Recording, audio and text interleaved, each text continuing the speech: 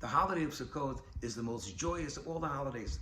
Actually, in the Torah we find 3 times the word simcha, joy, referring to the holiday of Sukkot. Why do we celebrate the holiday of Sukkot?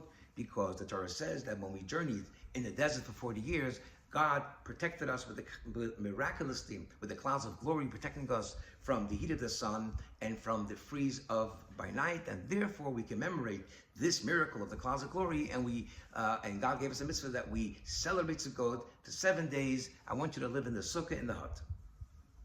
But the question is, why is the miracle of the clouds of glory a reason for God creating a holiday?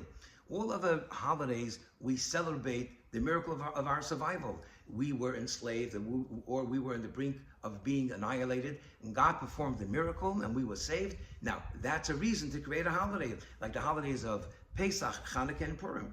But the miracle of the clouds of glory was unnecessary for our survival. If God would not create this miracle, well, we would survive. We would create our own huts and tents and protect ourselves from the heat and the freeze. Yes, it's a nice miracle, but why is that a reason to create a holiday? And the sages explain that's exactly the point. All other holidays, God made these miracles so that we should survive, to save us. Obviously, God's going to save us and do a miracle. But the miracle of the clouds of glory was unnecessary. The sole reason of God making this miracle was only a display of his deep love to us, to show that he loves us, and he embraced us with the clouds of glory so that we should be comfortable for no other reason, for a show of love.